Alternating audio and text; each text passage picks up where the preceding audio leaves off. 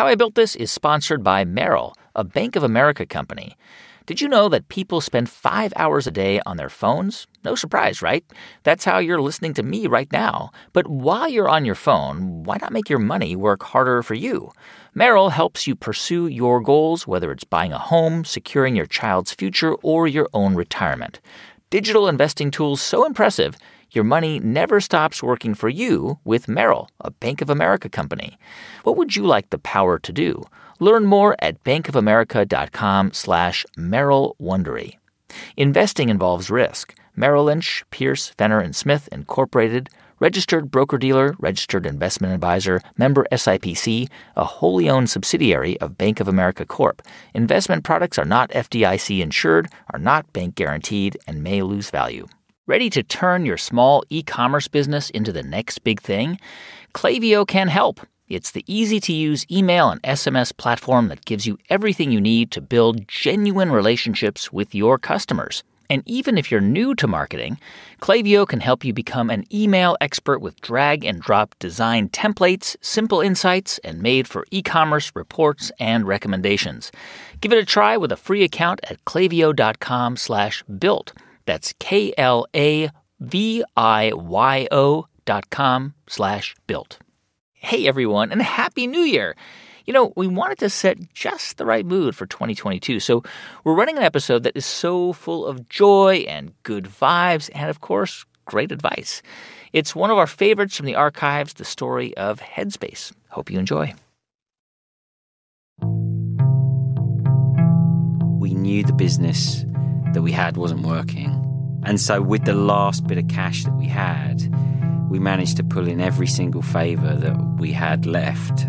Our friends and family had said, look, we really love you guys, but we're not giving you any more money. This is a terrible business, well done, but enough's enough.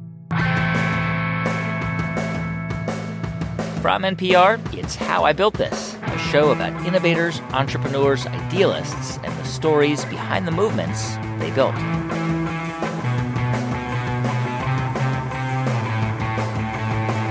I'm Guy Raz, and on today's show, how a Buddhist monk and a stressed-out marketing consultant sat down at a Starbucks and wound up launching Headspace, a meditation app that has millions of users around the world.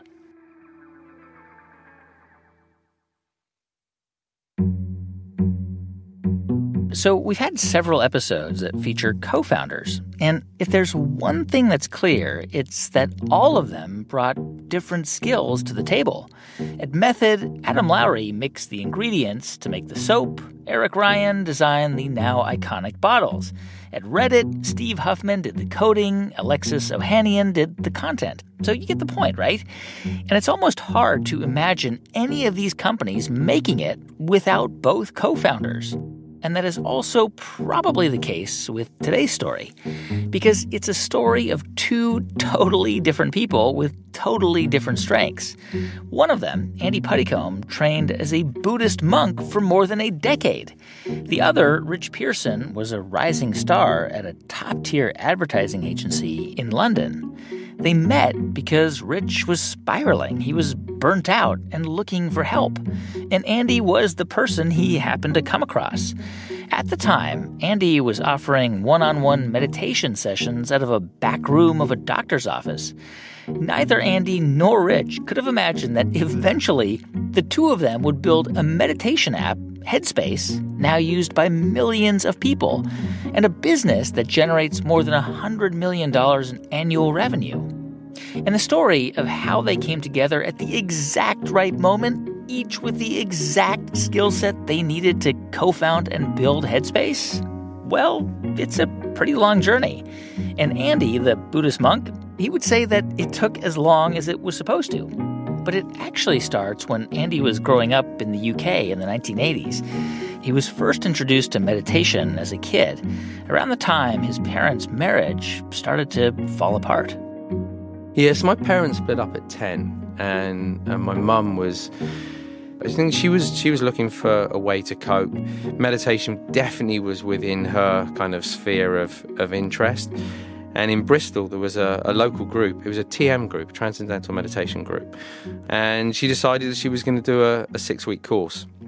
And my sister, I found out, was going along with her, and I didn't want to be at home on my own, so I asked if I could join them.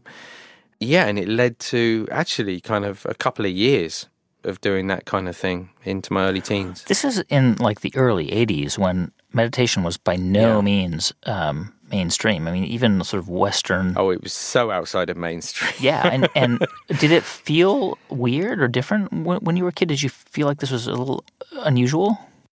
It did, but I don't know if I had that point of comparison. You know, as a kid, you don't necessarily have this is weird and that's not.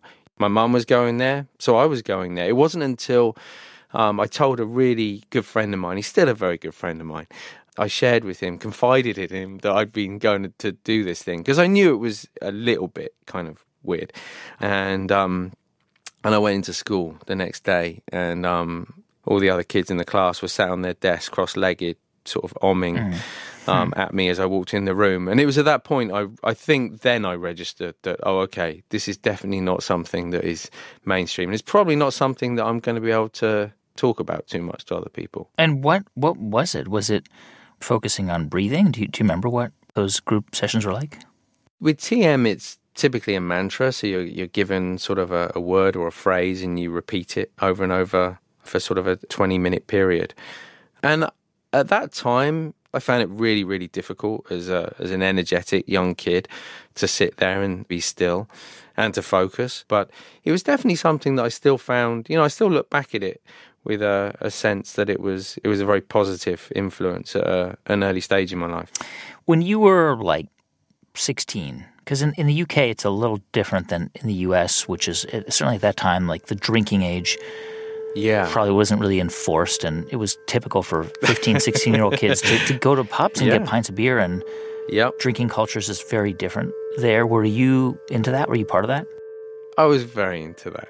By that stage, I was playing in a rugby team as well, and it was very much part of the culture. Yeah, we'd go out at the weekend with our fake ID and go and find some drinks. I read that around this time, like in your teens, while you were at a pub one night, you went through a kind of a pretty traumatic experience. Yeah. What happened? It was Christmas Eve. We'd had a party at the local rugby club in Keynsham. And so it was Christmas morning by the time we all sort of came out onto the street.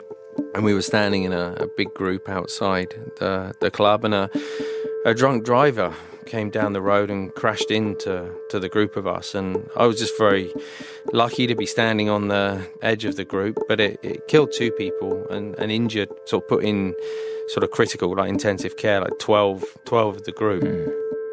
And, every single one of us there that night dealt with it in a different way. I think we were all very confused. We're still young, we're like 18 years old, I don't know if we ever really kind of know how to deal with that kind of thing.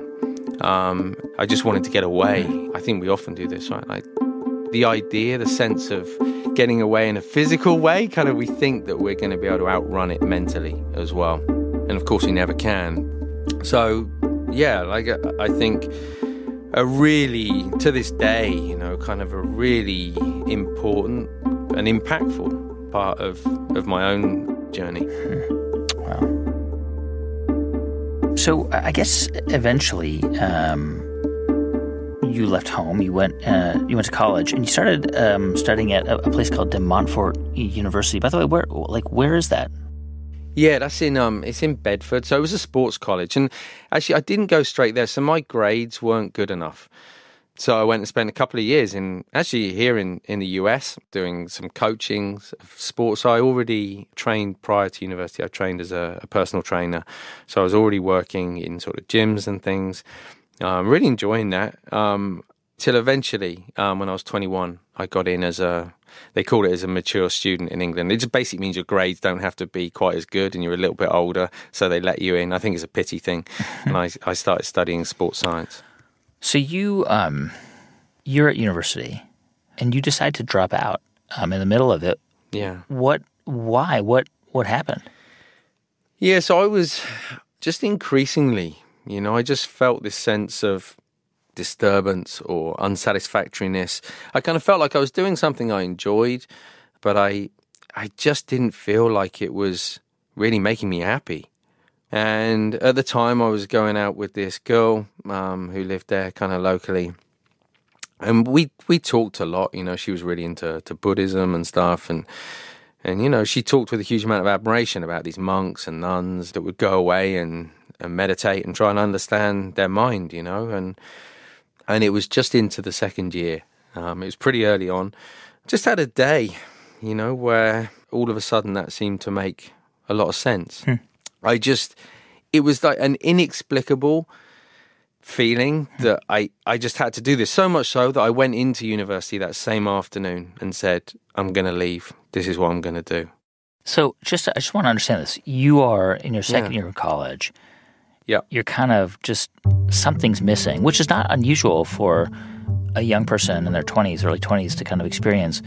Yeah. And you decide that you want to go and study Buddhism and become a monk. Yeah.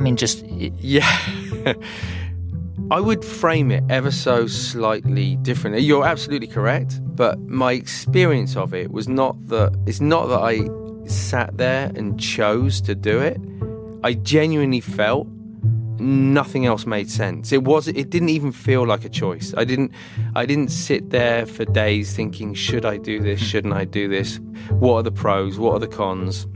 I'm aware of how strange that sounds, to just suddenly think one day you're going to quit college and go and become a Buddhist monk. But at the time, for what it's worth, it felt like a calling that I couldn't sort of ignore.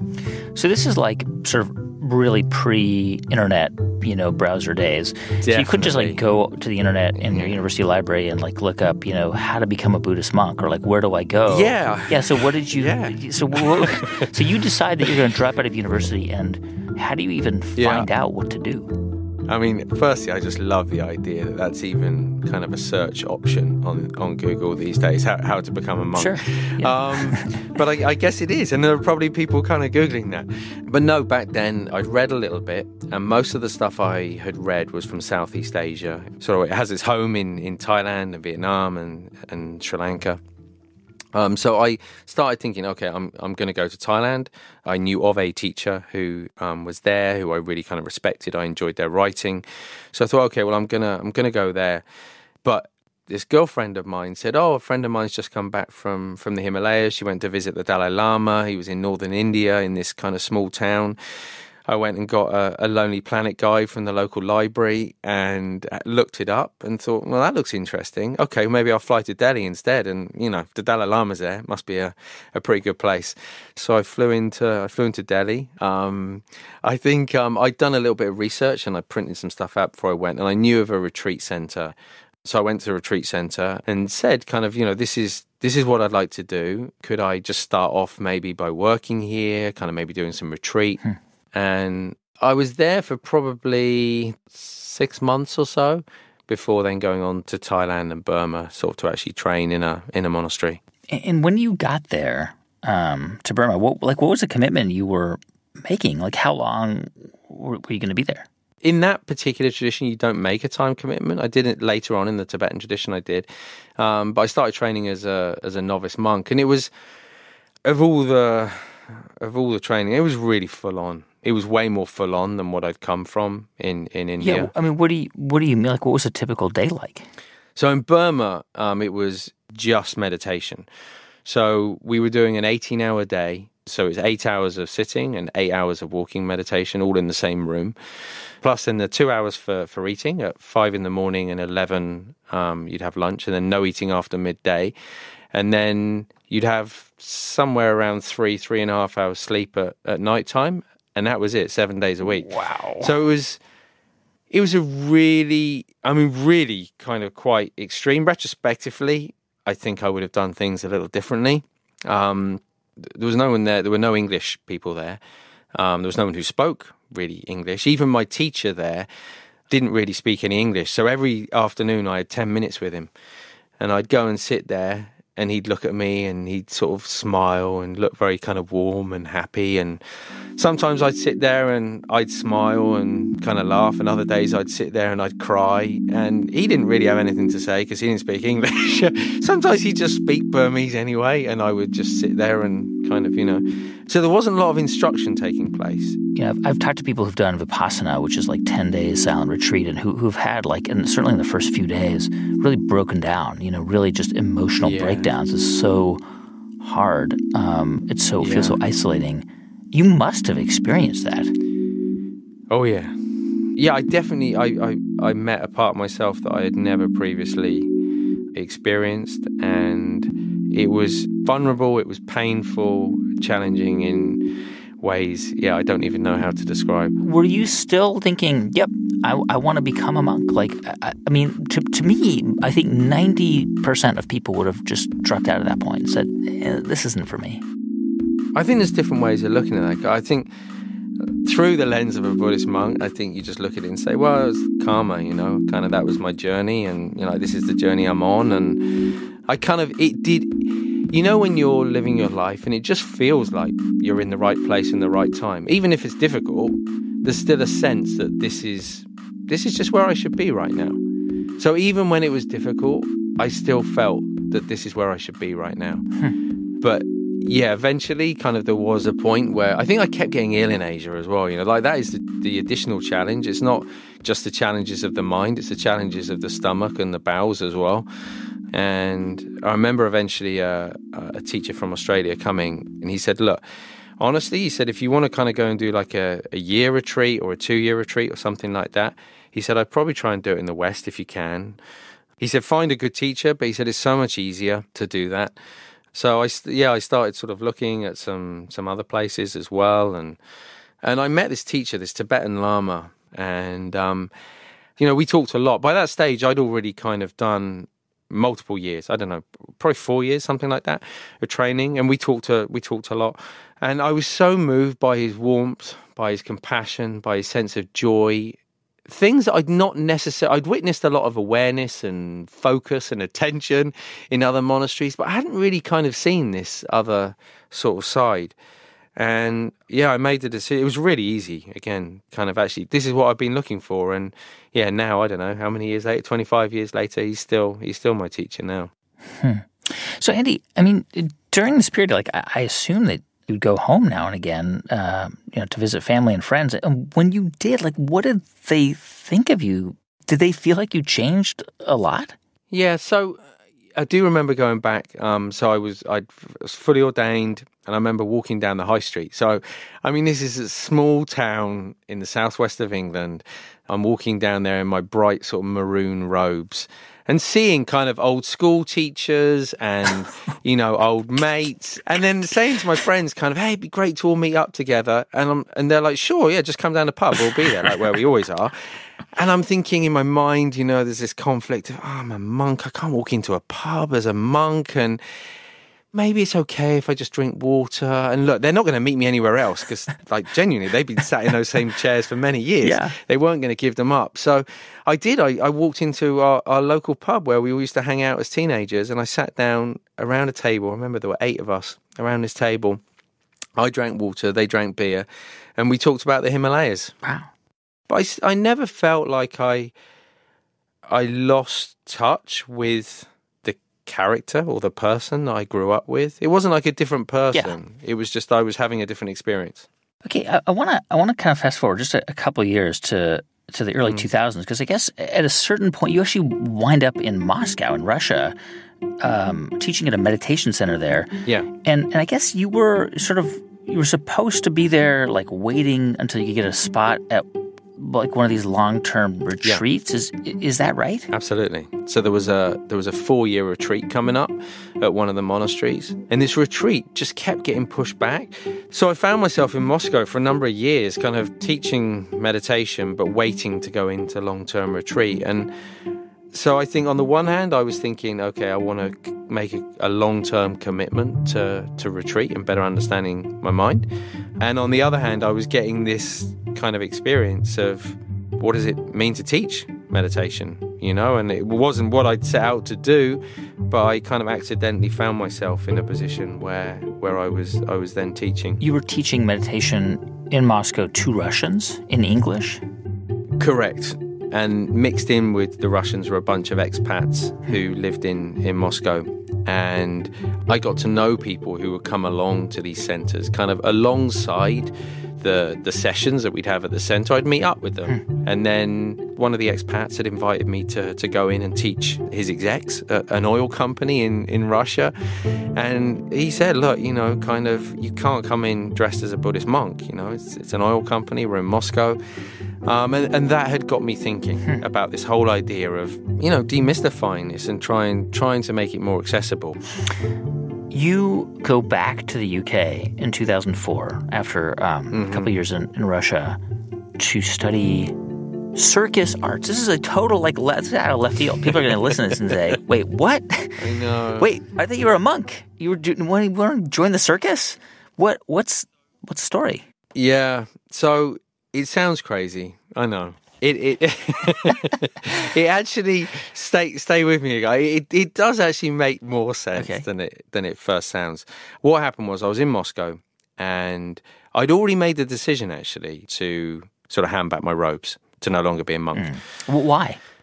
So I found increasingly over the years that I was there that, as I say, I was meeting people and I was finding a way of talking about meditation in a way that I had never experienced myself, but that seemed to really resonate with people. You found a way to explain it to people in language that you wished you had. Exactly that. So I found myself living in Moscow, still teaching in the meditation center, but no longer living as a monk. And I hadn't done any exercise for 10 years.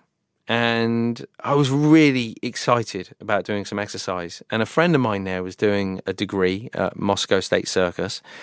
And he said, look, I used to do a lot of acrobatics and stuff and juggling. And he was like, well, why didn't you just come along, meet some of my teachers?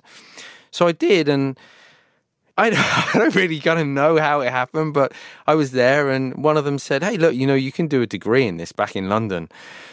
And I was already thinking, okay, how do I make this transition from Buddhist monk living in a monastery to kind of making this content more available? Yeah. I'd no money. As a monk, you give away all your belongings. So I'd given away all my clothes, money, everything. So I was thinking, how am I going to go from Russia back to England? And I kind of saw an opportunity, I guess, as now a very mature student at 32. I was in a position where the government would essentially kind of pay for everything. Fund your education to study circus? Or so they funded not only the degree, but they also funded my living as well. So I got into a situation where I didn't have to find kind of a job when I went back to the UK. So during the day, I went to school and studied circus arts. It was a big difference. And meantime, in your mind, you had this idea of, I think I can make meditation more accessible. Yeah, I was up at 4:00 in the morning writing content and trying to work out kind of, okay, well, what is this thing that I want to do? But alongside that, running in parallel I managed to find a place where I could teach meditation, just doing one-to-one at that point. I found a doctor who ran an integrative health centre in London where they had everything from sort of rheumatic specialists to cardiac specialists, right across the board, all different disciplines. And he had heard of mindfulness. And he said, well, look, if you can make it work here, then I'm happy to give you one of the clinic's rooms.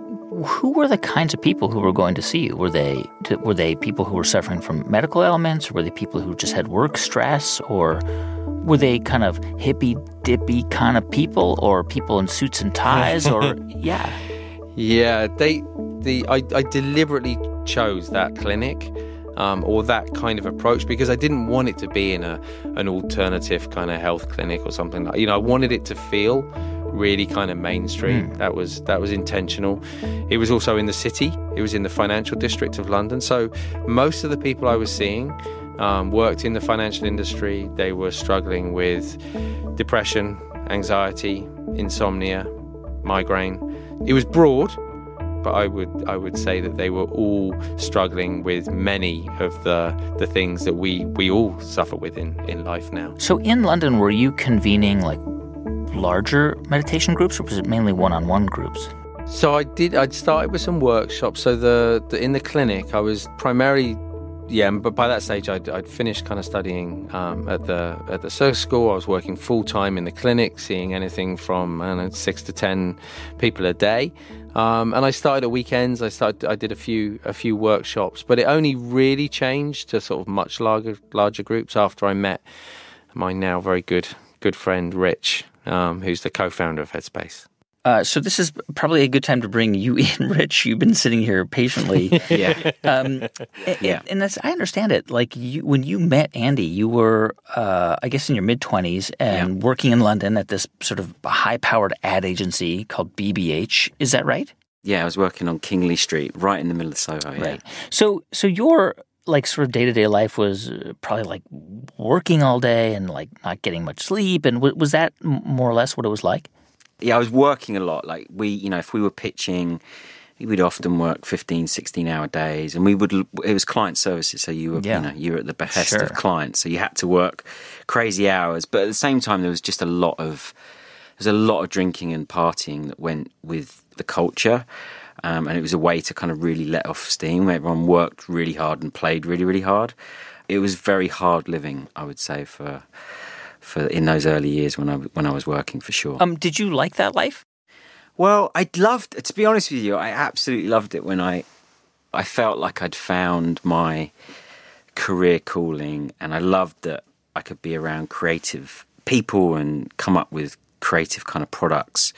Over time, though, I think when I gave up drinking, when I kind of decided that I was not going to kind of live as hard, I just knew I didn't want to do that anymore, and I felt the shallow nature of selling people things that they maybe didn't want, and I just wasn't getting any joy from that experience, and I didn't know what I wanted to do. And I was getting acupuncture at the time because I was just getting more and more anxious as I kind of didn't really feel like I understood my place in the world.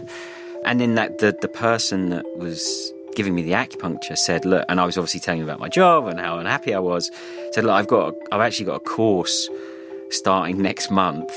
Have you ever thought about being an acupuncturist? I think you'd be a brilliant acupuncturist. And I said, no, I've never considered that. But I went in the next week and I quit and decided that I was going to go and become an acupuncturist. Yeah, that's how that happened. So did you start taking classes? Yeah, I just felt like I wanted to do something that had some impact. And so I started the course 3 days a week in a normal academic kind of calendar. And then I was freelancing for the rest of the time to kind of make money. Doing freelance advertising? Well, freelance kind of just marketing of advice. Like, it was weird. When I kind of quit my job, lots of people reached out. And so I kind of managed to cobble together quite a few independent jobs that was enough to kind of pay my mortgage, and I got a flatmate, and I managed to kind of survive that way and pay for my course. So you're doing that, and how did you come across Andy? I mean, at that time, he's teaching meditation in the city in London. Did you hear about him from someone else? Yeah, so there's a guy called Adam Breeden who had a business called All Star Lanes, and he had asked me to help him out with some marketing, so I was helping him. Yeah. We'd become good friends, and I was open about how anxious I was feeling and just how that was getting progressively worse. And he'd been getting one-on-one lessons from Andy, and he suggested I should go and meet Andy. Like, Andy had this clinic and he wanted some help with it. So it was the skill swap. I met Andy and he had the clinic. And so he said, look, why don't, I'll put you through the clinic experience, and I think I can help you. And maybe you can help me with some ideas for the clinic. And Andy, what did you think that Rich could help you with? Did you think he might be able to help me figure out a way to get this out to more people? Yeah, I think exactly that. I could see that it was working for people, and people who previously wouldn't have looked at meditation were getting benefit from it. At that time, I was starting to put together, I was thinking, like, do I start trying to train other people to teach meditation? Do I try and take this into workplaces? I just didn't really I had no idea. zero business experience, but also no idea how to brand it or anything, kind of. And I just thought that Riche could help me, take this idea outside of the clinic and beyond. That's right. So there was a Starbucks that was over the road, and so we would, before the session, we would go over the road, and Andy'd tell me all his ideas. I'd give him loads of ideas. And then we'd go over to the clinic and he would teach me meditation. So I really kind of started. It was very much an exchange of skills with no real sense of where it would go. But Andy, I mean, what did you say to Riche? Like, did you say, hey, I want to start an education company. I want to make pamphlets. Like, was it not that specific? I think it was more about, look, I really want to demystify meditation. I want to get meditation out there. I want to get more people meditating. I don't know how to do it kind of outside of the clinic. At which point I said, how do you feel about the name? Because it was called, he was like, I really want to demystify meditation. I said, talk to me about the name. It was called Asunya. That's right. Which Andy can... That was the name of your clinic, Asunya? It was called Asunya. So Sunya, Sunyata, and Asunyata, which are sort of the old Sanskrit words. But Asunya means kind of bringing the... making something real out of emptiness. And so like the sentiment of it was kind of right, in the sense that kind of I wanted to bring something into the world that kind of, people hadn't necessarily experienced. But I mean, an old Sanskrit name, probably not the right way to demystify something. So you guys start this process of just kind of brainstorming. In the meantime, Riche, you're going through a course, right? Like a meditation course. Yeah, Andy's teaching me as he would his clients in the clinic. It was a 10-week course, and it was just a really good kind of training experience. The aim of it at the start, it really was just a kind of simple exchange. This was like almost like a barter. It's not a great word, but like you gave Riche free meditation sessions, and Riche, you gave Andy free consulting. Yeah, that was very much how it worked. Yeah. Who got the better end of that deal? Like, who was going to lose more money on it? Because, Riche, you're probably charging a lot of money for your consulting fees. I think I got the better deal. No, I don't. No, honestly. I do genuinely, I kind of, I remember when the second time I went to see him, I basically wrote out a stream of consciousness of everything that was in my mind. Because I couldn't make sense of it. And so I didn't know how to explain in words what was going on in my mind. And so I just wrote this, when I think back of this madness of double-sided, kind of 18 sides of pure drivel, really, when I think about it. And Andy, I gave it to Andy and said, look, this is what's going on. And he patiently read every single word in front of me and never like a look of judgment or anything on his face. And at the end of it, it was just like, look, I think this is like very normal. And two, I think I can help you with it. And so to hear that, when you felt desperate is one of the kindest things anyone can ever do for you. So I think I genuinely definitely think I got the better end of the deal than Andy. So Andy, I imagine that most of the people who came and saw you really liked you because you are there to help them.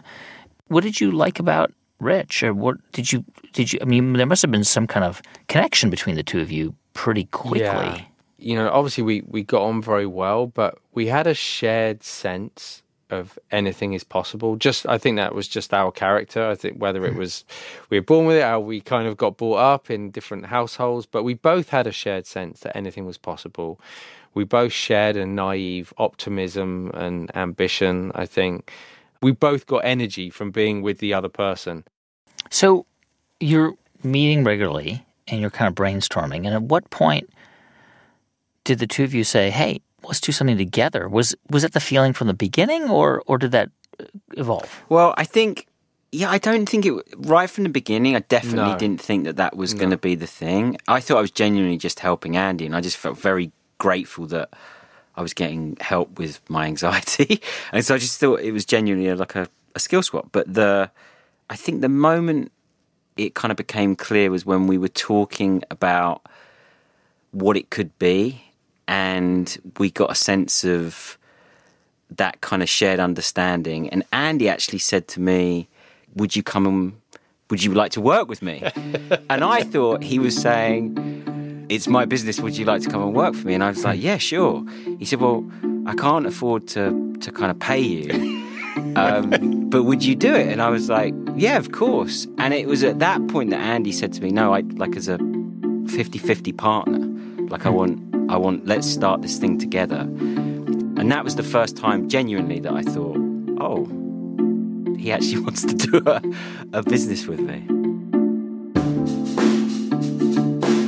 When we come back in just a moment, how Rich and Andy turned the one-on-one meditation experience in the clinic into an app used by millions of people all over the world. Stay with us. I'm Guy Raz, and you're listening to How I Built This from NPR.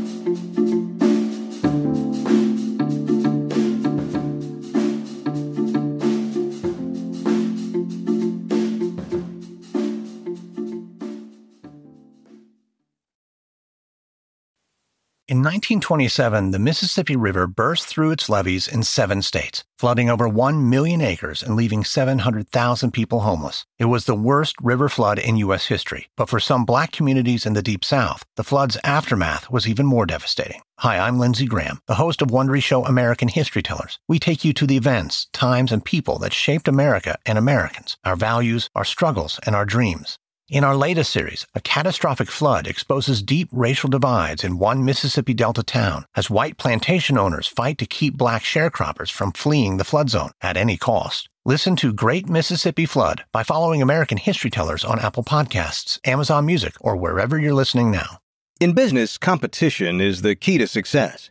Every product you own, from the shoes on your feet to the phone in your hands, got there because of cutthroat business decisions. And Wondery's podcast, Business Wars, brings you stories about the most well-known in the world and how the decisions they make shape what you buy and how you live.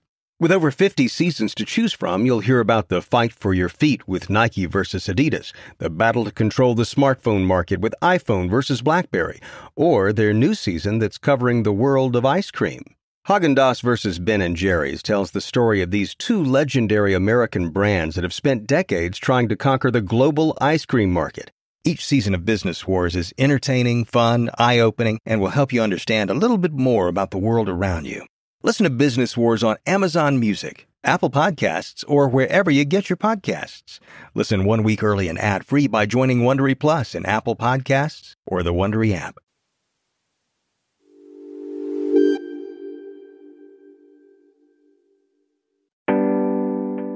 Hey, welcome back to How I Built This. I'm Guy Raz. So it's right around 2010 when Andy Puddicombe and Riche Pierson decide to go into business together. But at this point, they still don't really know what the business is going to be. They have a hunch that Andy's meditation training could help a lot of people. The problem is, how do you scale Andy? The very first idea, actually, that I think on the first or second time that we met in Starbucks, I said, you should put this on an app. And Andy was like, yeah, I like the idea, but it won't work because traditionally it's always been taught in a kind of teacher-to-student model, like in live in person. And so that's when we started to play around with the idea of events and live events. So you were going to be a live events business? We were. We were for several for 2 years. years, yeah. We were we did live events. Andy, out of curiosity, I mean, Rich was kind of marinated in this world. He'd been in advertising and business development. Like, this was a totally normal pursuit. Yeah. But you had been, like, you had given away all of your stuff, right? Like, you were, like, living in monasteries and wearing robes. Like, was a part of you uncomfortable with the idea of, like, a business? Yeah, I don't know if we really thought of it as... It was almost more like, kind of, how do we just change the behavior and the way people think about something? Obviously, to survive while I was working at the clinic, I'd had to charge money. And so I'd kind of got past that point. That was, at the beginning of the clinic, that was a really big leap for me. To charge money to teach somebody meditation felt so fundamentally different from where I'd come from. I spoke with enough teachers that really kind of coached me through that and helped me understand that, well, that is the reality of living in the world. Like, your landlord is going to want some rent. And if you have a skill, it's kind of okay to put a value on that and in order to share it. So I'd gone through that kind of more through the clinic process. So by the time we got to Headspace, it was more about just this big idea of demystifying meditation and getting it out there. So you guys needed to build an events company, or an events company is probably not the best description, but this idea that if you wanted to spread this idea, you still needed money to mount events and to advertise. Yeah. And so where did you go first? Well, we went to Andy had some clients at the clinic that he'd worked with, and people that he knew in Russia that had kind of contributed. So friends on that side. Went to my dad, my poor dad. Rich's dad, by the way, have to give him a shout out. He was amazing. Yeah, he really was. Honestly, if it hadn't have been for Ian, we wouldn't have made it. And I remember going down to see him, and we presented him with this big kind of pitch. We put together a business plan and everything. And at the end of it, he said, I don't know if it was it's a terrible idea. He said, I don't think this idea is going to work. But he said, if anyone can make it work, he said, I think you two guys can. And he said, so, I'm prepared to help. To give you a tenth of what you've asked for. Exactly. But it's on you guys, not on the idea. Yeah. And I read that that your dad invested or gave you £50,000 to help start it. Yeah. But I'm wondering, did you tell him, we're going to have events and people are going to buy tickets and, we're going to create a sustainable business that way? Or was there more like, how would he have seen a return on his investment? At the time, it was purely just the events. And we felt that we could build a business from that. And that was the business that my dad, quite rightly, actually, in hindsight, said would never make a good business. And it didn't. But the thing that I would say is, one, he never, ever once asked for any shares in the business or any return for any of the money that he gave us.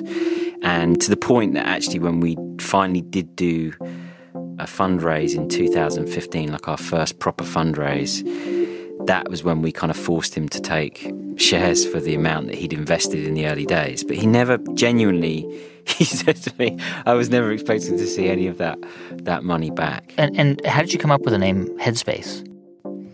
It was one of those beautiful moments. And trust me, there were so many bad names that I don't remember them all, but we were actually going, I think we were going down to, was it down to your dad's? See my dad, And we were on the way down there, and Rich kind of said, I really feel like it needs to have something very tangible in there. Like the mind is so intangible, kind of the word head, I think, is really kind of clear what it's about.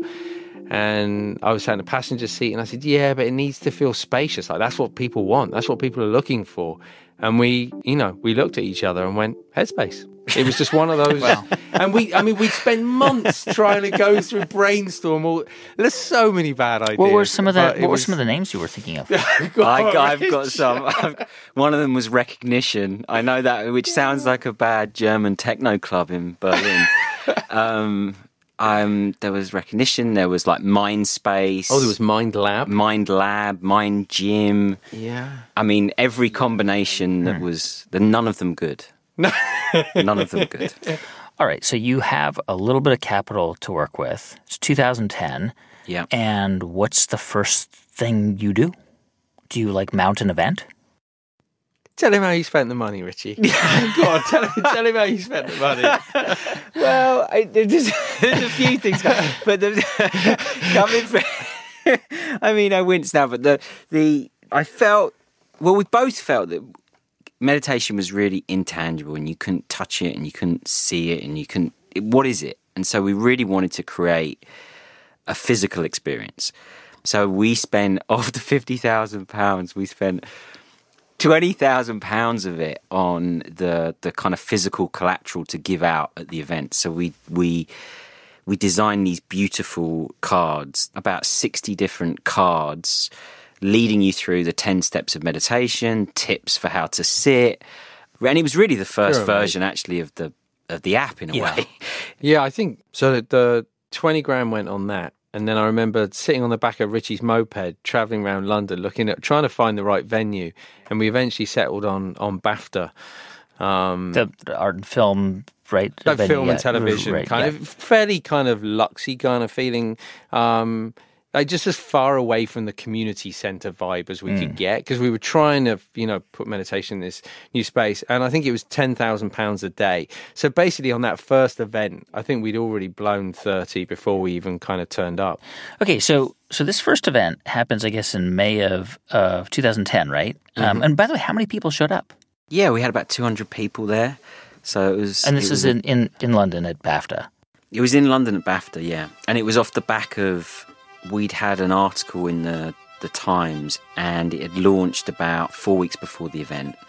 It was double-page spread, which is really hard to get in the Times, and it said Britain's... he's wincing, and he's wincing. It said Britain's top meditation guru, the expert's expert, and it was about how Andy had been training some politicians and sports, professional athletes who had been coming to the clinic. And it was a kind of profile piece on Andy. And that, one, it helped to sell tickets to the events.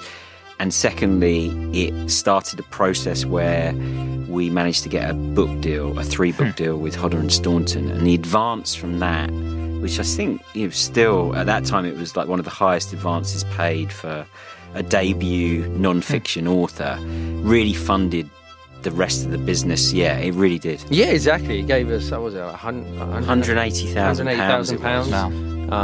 Which at that time, at that stage in the business, that was huge. Transformational, probably, yeah. It was. Because I have to imagine that the events that you launched weren't really generating, because they're expensive, right? You've got to pay for the venue space and, maybe provide, We were losing money on them, Guy. So describe what they were like. Would you sit like on a stage or in the front of the room and lead meditations? Was there food? Was there coffee, tea? One of my favourite Headspace moments was in the taxi on the way to the first event with Andy, and I just looked at him, and I've been so busy trying to work out all of the get the event, the logistics of the event. I just turned to him. I said, "Look, what have you got planned for the day? Do you know what you're going to talk about?" And he's like, "I'm just working it out." And I was thinking, we're like 5 minutes from all these people turning up. And it started, like, the first event was Andy on stage for 8 hours with some breaks. This is an all-day event. It was an all-day event. You got to feel sorry for the audience, but it was me. In fact, probably I'd say all the BAFTA ones, right? So probably for the first, 6 or 8 events we did, that was the format. It was 8 hours on stage.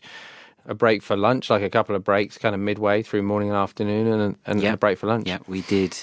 We used to try and put them on every 4 to 6 weeks, and they got shorter. Yeah, as they got shorter, so we went from a full day to a half day, from a half day to sort of 2 hours, then eventually down to 45 minutes or something.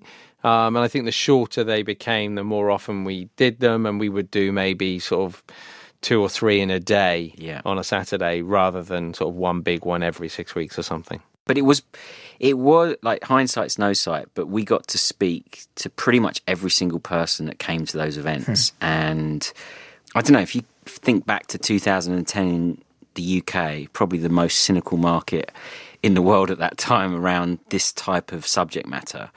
So it was just really interesting for us to see how different people responded. We got feedback cards that were very detailed that we made people fill out before they left. They weren't allowed to leave until they filled them out. But it was brilliant because that input and that feedback, it was just a big research group for when we eventually did launch the app. Yeah. So I guess it was 2012 when you launched the first version of the app. How did that happen? I mean, it sounds like, Rich, that you had already in your mind, you were thinking, we've got to put out an app. And Andy, it sounds like you were a bit reluctant about doing that. So how did you kind of come to terms with turning it into an app? So we talked about how could we recreate that 10-week journey in the clinic? How could we kind of give somebody that sort of same level of sort of benefit? And definitely I was reluctant.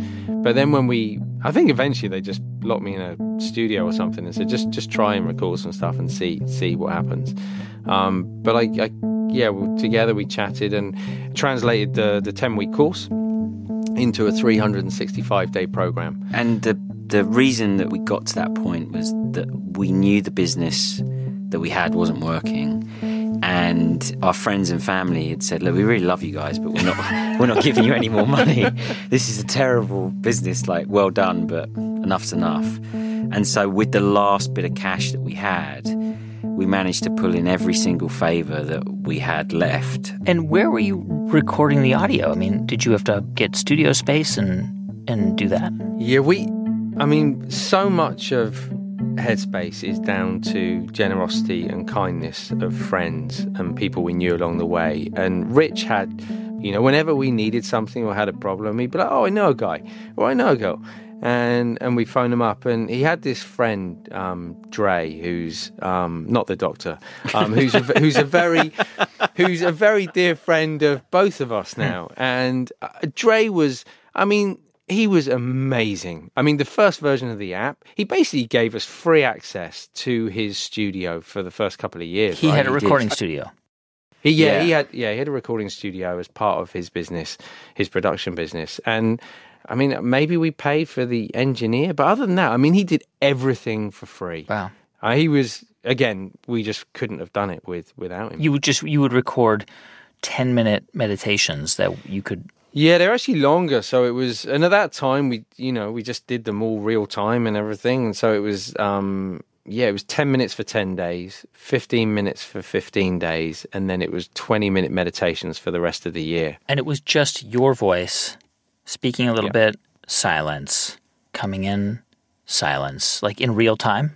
Yeah, all in real time. It was all in real time, yeah. And we put together this year-long course.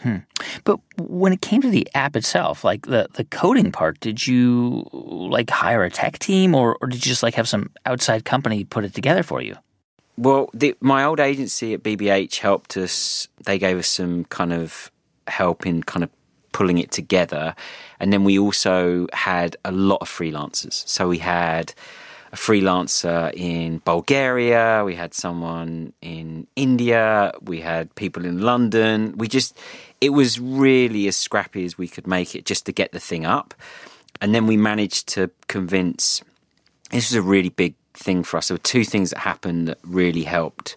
First thing was a woman called Kathy Walters at Virgin agreed to put our content on every single Virgin Atlantic plane. And we pitched her down at Gatwick. Yeah. And she came back a couple of weeks later and said, yeah, we're going to put it on.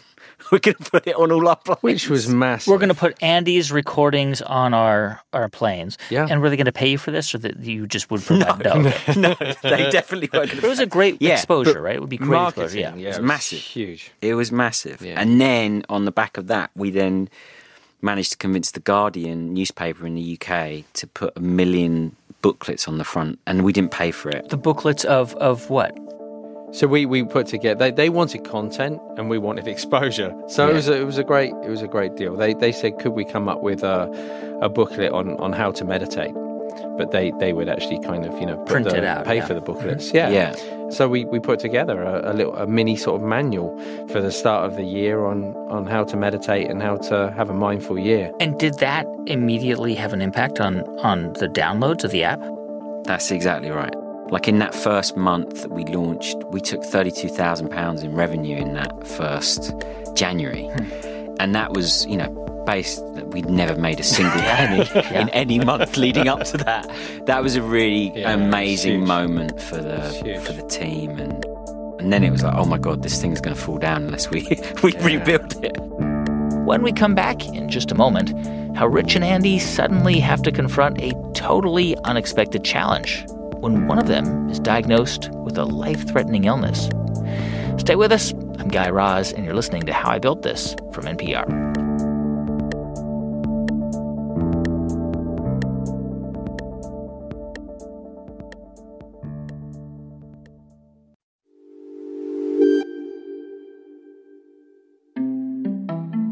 Hey, welcome back to How I Built This. I'm Guy Raz.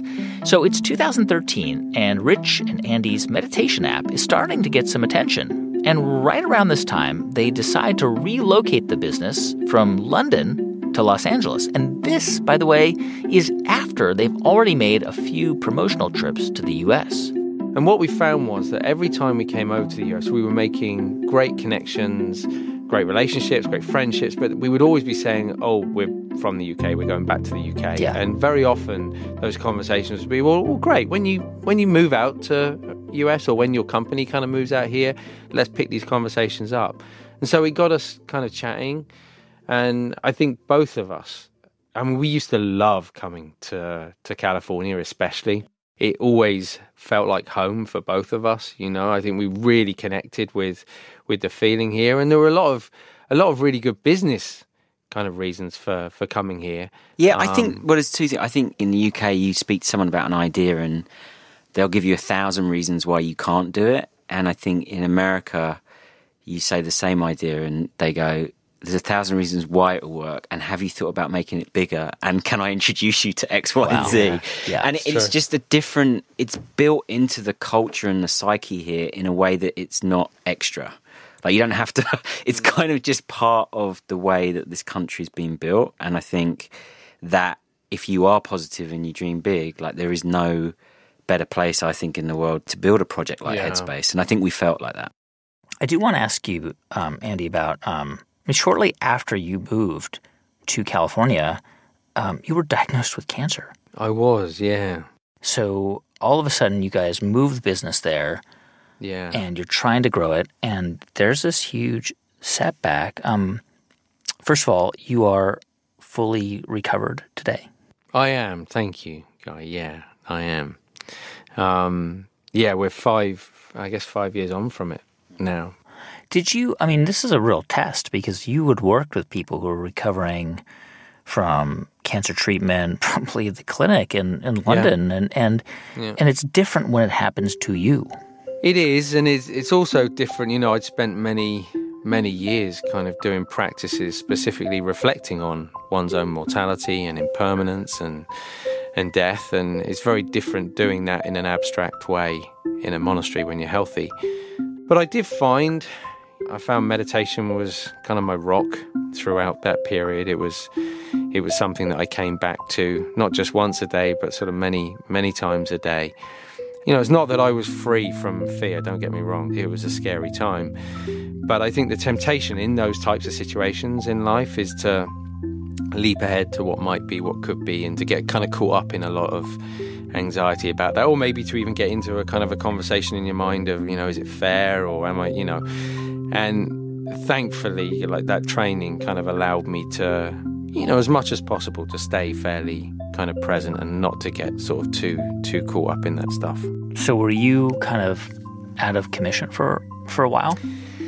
I was, so the first week, obviously, we didn't even have medical insurance. We were so new in America. And in the meantime, we were having to establish ourselves in the US and kind of get set up here, and also manage the team back home as well, because there were sort of 12, 15 people in the office back in London. Yeah, I think it was a challenging time, like, all round, really. It was I didn't really know anyone, we didn't know anyone. No. Like, we were really kind of out here on our own, and so there was no other choice. And Andy had all these things booked in, all these speaking engagements, and the company needed money, and so we couldn't turn them down, and we'd signed contracts, so I had to learn how to kind of go out and do that. And it was a really challenging time, but also just to see, I think, Andy and Lucinda and his wife go through that and feel very helpless.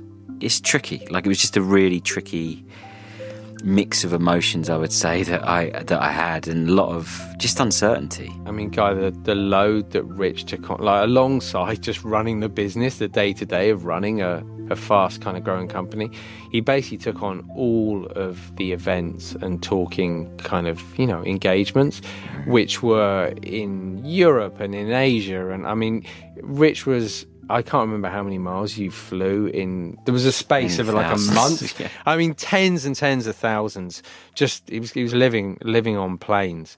So it was really amazing to kind of watch, actually, just the capacity that he had to do that.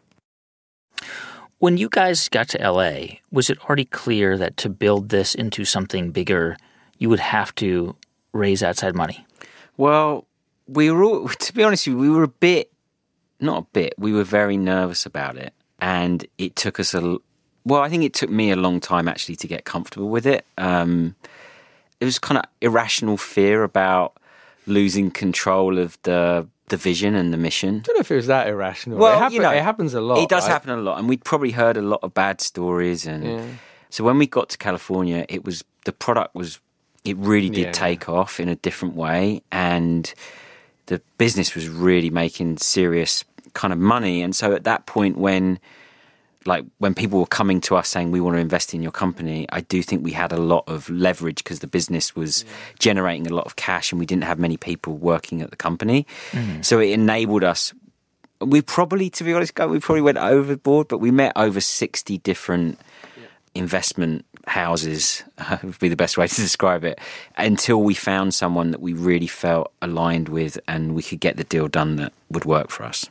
I'm trying to imagine like pitch meetings. I know that a lot of investors, when you got to California, were really interested, and you probably didn't have to sort of sell them on the idea too hard. But Andy, I mean, just wondering, given like your background and like, you know, you studied to be a monk and you like gave up all your possessions and you had this epiphany as a, 24-year-old, 23-year-old to live a simpler life. Now you are all those things that you did were going to be built into a business that these investors were talking about scale and, $1 billion company. And was a part of you uncomfortable with that? I have to imagine it was.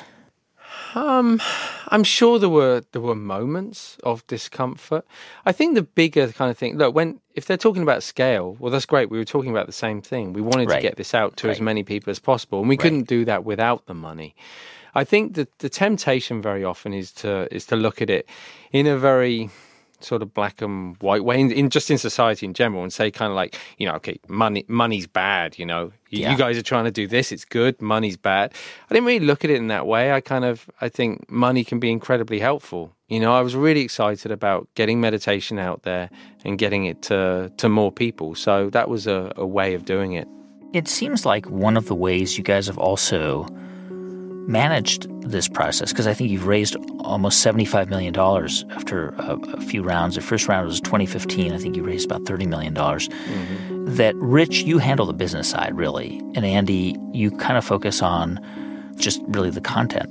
Yeah, they don't let me near the books, and rightly so. Yeah, Richie looks after the business. Yeah, but we, like Andy said, like we work more as a kind of creative partnership on the things that, Andy's passionate about and I'm passionate about. And the day-to-day running is, Andy's not involved in a lot of that.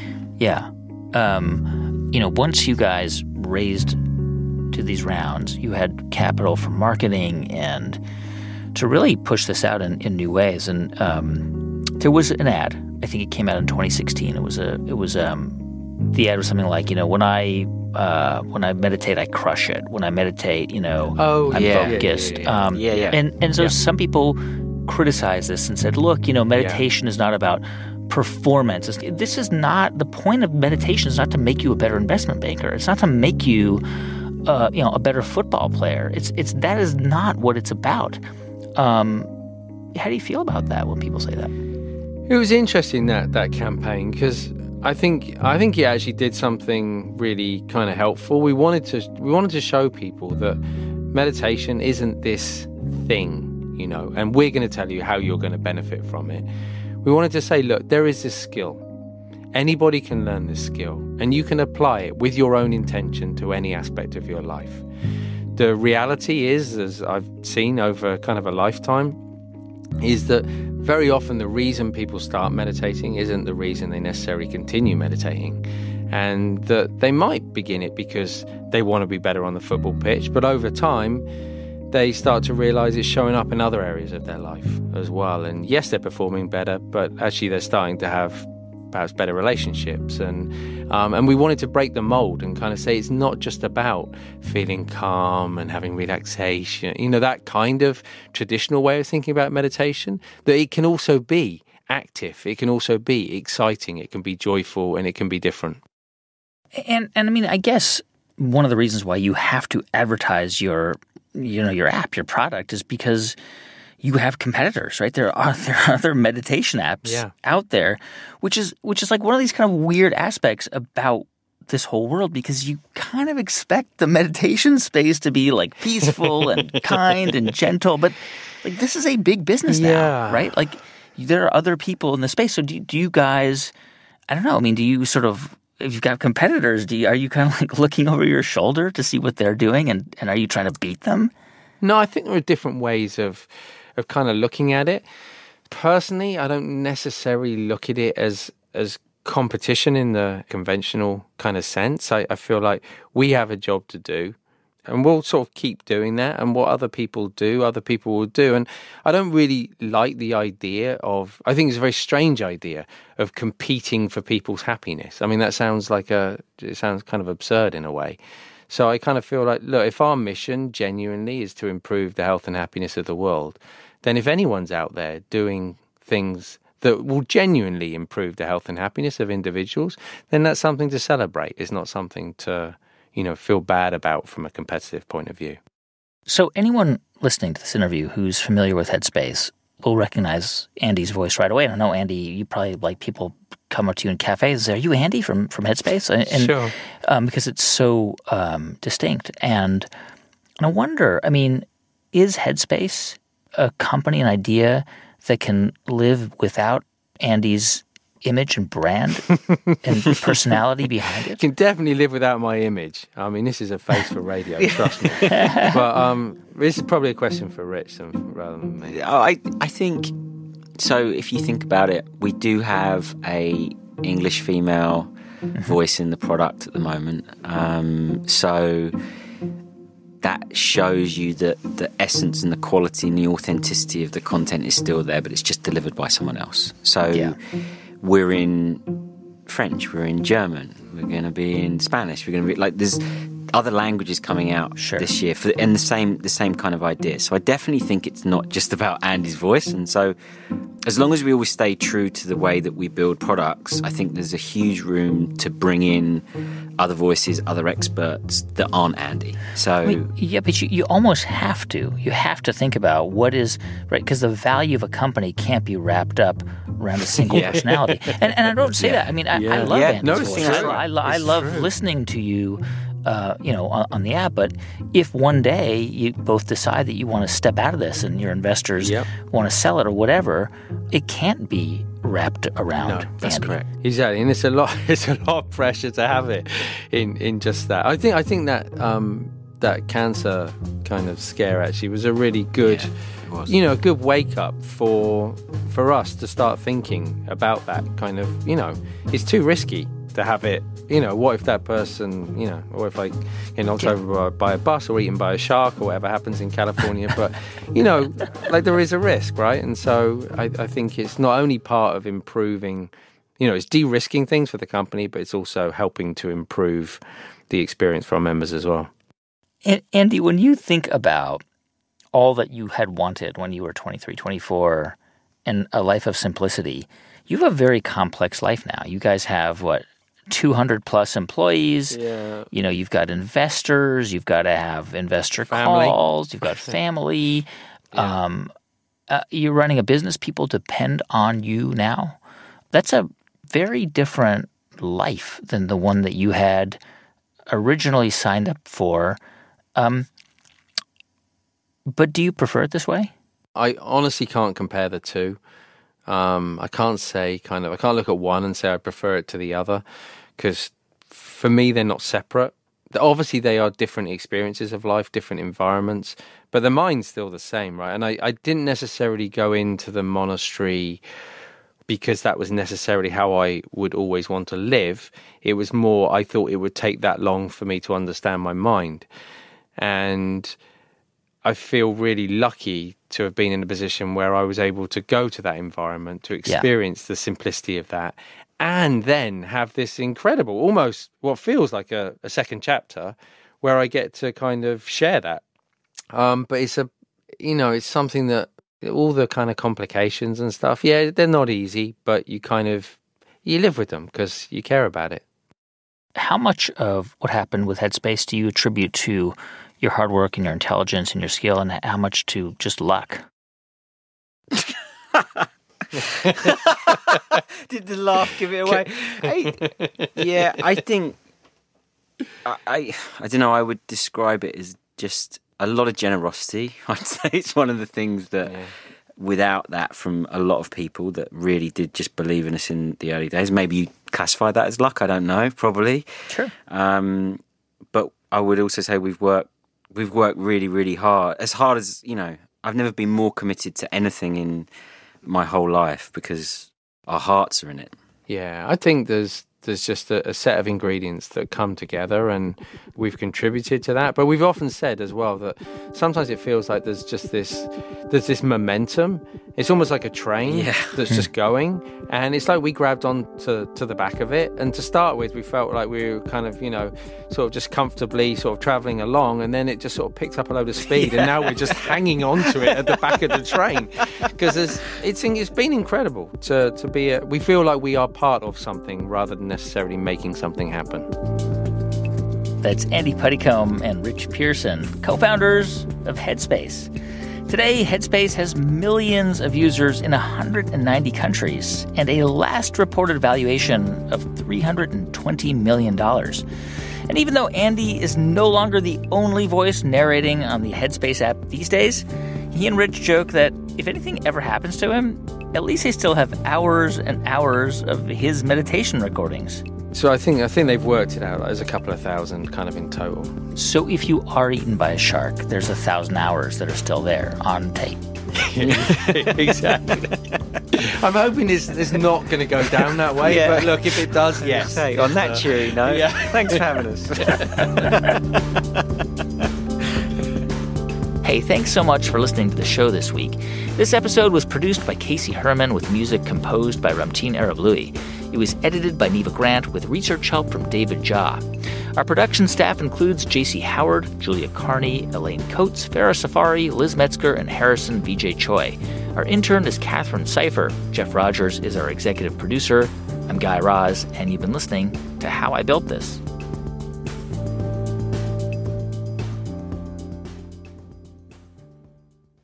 This is NPR.